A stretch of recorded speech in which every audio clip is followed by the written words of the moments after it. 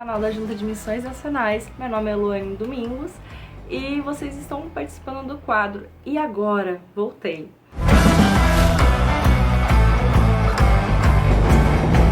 Sou missionária, participei do projeto Radical Sertanejo no ano de 2018 a 2020. Quando eu fui para o campo missionário, foi um missionário na minha igreja fazer a promoção missionária e eu senti queimar no meu coração muito grande.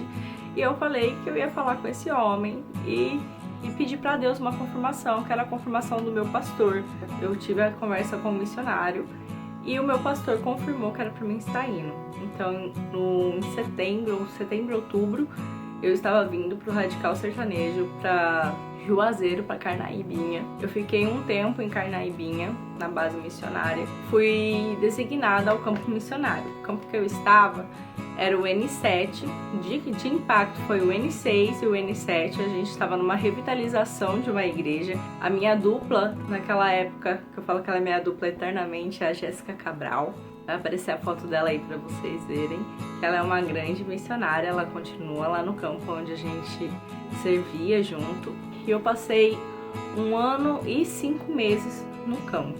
A gente plantou a semente do Senhor com muito choro e júbilo também, porque a gente colheu essa semente.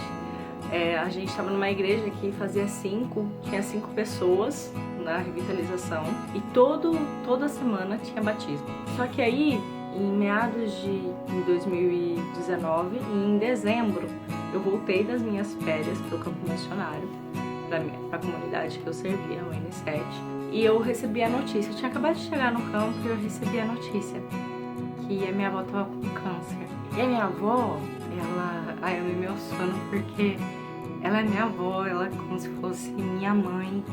Ela me ajudou a me criar, eu morei com ela um tempo e eu amava muito ela, amo muito ela. Acho que esse amor sempre continua. E eu comecei a orar a Deus, porque eu não podia deixar o campo. E eu falava para Deus, Deus, como que eu vou alcançar a minha família? Como que eu vou passar a sua palavra para minha avó, sendo que eu tô aqui cuidando dos seus?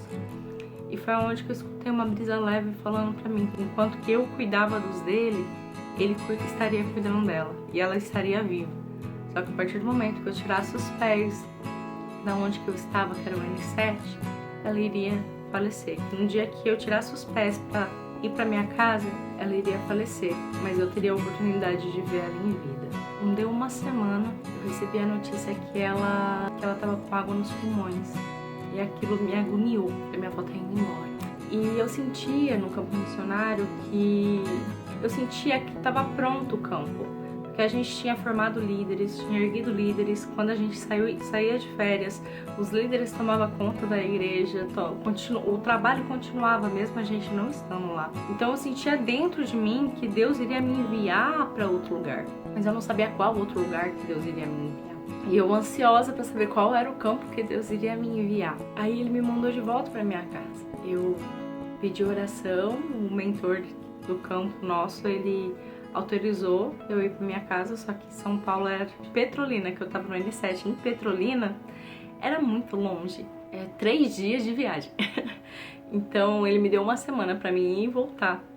Então eu ia ficar com minha avó 2 dias apenas. E eu tava, não, eu vou. E mesmo Deus tendo falado para mim que ela iria embora, eu tava, não, ela vai viver, ela vai sobreviver, não, Senhor, eu quero um milagre nela, né? Mas lá no fundo falava, não, ela tá indo embora.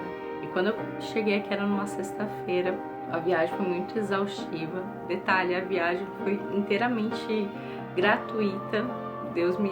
Deus ele abriu todos os caminhos para que eu voltasse para minha cidade natal, que é Novo Horizonte, São Paulo, o interiorzinho de Novo Horizonte. Quando eu cheguei aqui, somente minha mãe sabia. Eu consegui cuidar da minha avó, mas eu passei a palavra para ela e ela não aceitou a palavra. E naquele momento eu comecei a orar, Deus, mas o Senhor me trouxe aqui para passar a palavra para ela, mas e agora? E agora? Não deixa ela ir, sem ela se entregar para o Senhor, né? E naquele momento apareceu um pastor que falou que ele sentiu que ele tinha que ir lá naquele quarto. Naquele momento ela se rendeu ao Senhor e eu chorei que nem criança, porque eu vi na minha frente os planos de Deus se cumprindo. Ele falou pra mim que minha família inteira iria ser salva. Naquele momento, por mais que eu chorava, eu tava chorando de alegria, porque a minha avó tinha sido salva. Mas mesmo assim, o luto existia dentro de mim e eu não consegui voltar pro campo. Eu falei com o meu mentor, eu pedi pra ele um tempo, porque minha mãe tinha pedido pra mim ficar lá pelo menos uns meses. Eu pedi pra ele um tempo, mas eu precisava dar uma resposta logo, porque eu não podia deixar o campo sem ninguém. Naquele momento eu entrei num dilema. O que eu faço? Eu fui orar no dia do velório da minha avó. Eu sentei no banco da praça e eu comecei a orar. Eu chorava mais por causa do campo missionário do que por causa da morte da minha avó.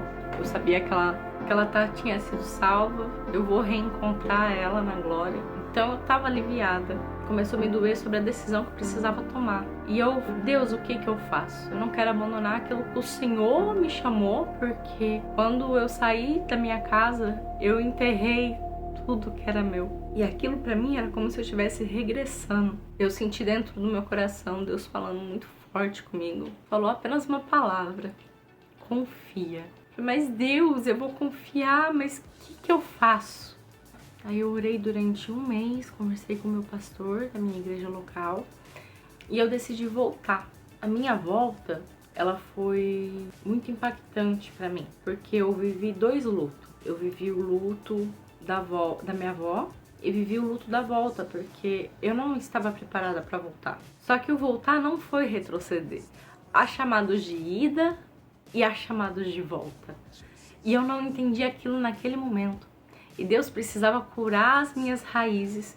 Deus precisava mexer dentro da minha estrutura para que eu entendesse que foi um chamado de volta para minha casa. Que não foi apenas a morte da minha avó, mas que Ele estava me chamando para cá, para que a obra continuasse aqui na minha cidade, que sim, aqui seria meu campo missionário. Eu comecei a entrar em depressão, eu passei por um começo de burnout. Os meus pastores foram primordiais na minha vida. A gente começou a viver a pandemia. A minha igreja é uma igreja muito ativa. A minha igreja é a Igreja Batista Betel, aqui de Novo Horizonte. É uma igreja grande, a gente tem mais de 1000 membros.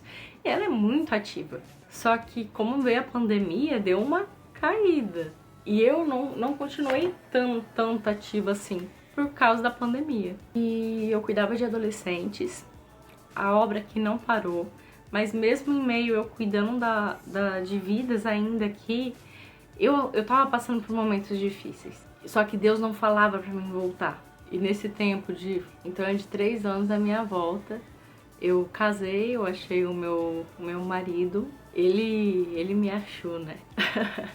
Na verdade, não foi nenhum nem outro. A gente se encontrou e eu não imaginava que tudo isso, a minha volta, havia um propósito maior do que o meu coração naquele momento estava vivendo.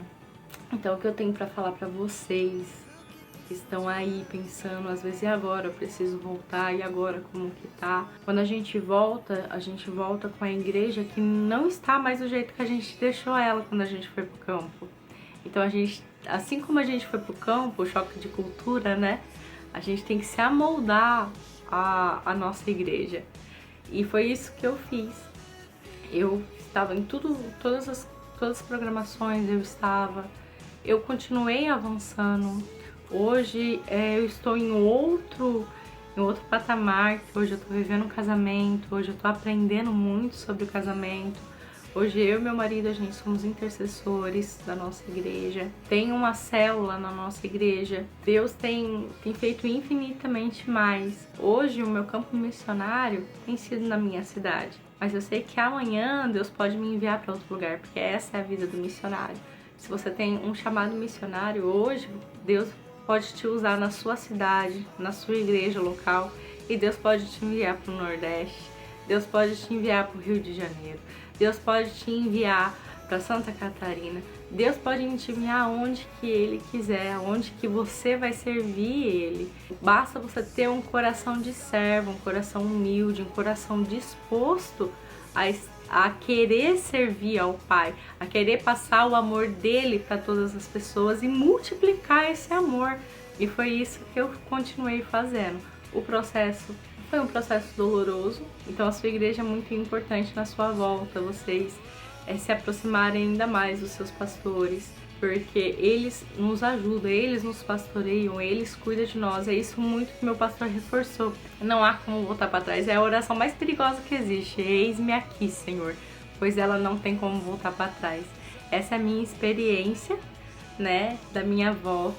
Eu sempre vivi o melhor de Deus, tanto no campo missionário como hoje em dia. Eu sou muito grata por tudo que Deus tem feito sobre minha vida, porque a missão só acaba quando o nosso rei volta. Se você que tá até agora aqui comigo, aproveita para dar um like, para curtir e para seguir a Junta de Missões Nacionais. E você que tem vontade de ir pro campo missionário, não perca essa vontade. Vá, faça um dos programas do Radical. E você que tá pensando em voltar, fala com Deus. Ele é o que vai te mostrar onde que você tem que estar, em qual lugar que você tem que estar servindo a Ele. Pois deixar de servir você nunca vai deixar. Um grande beijo, foi um prazer falar com vocês.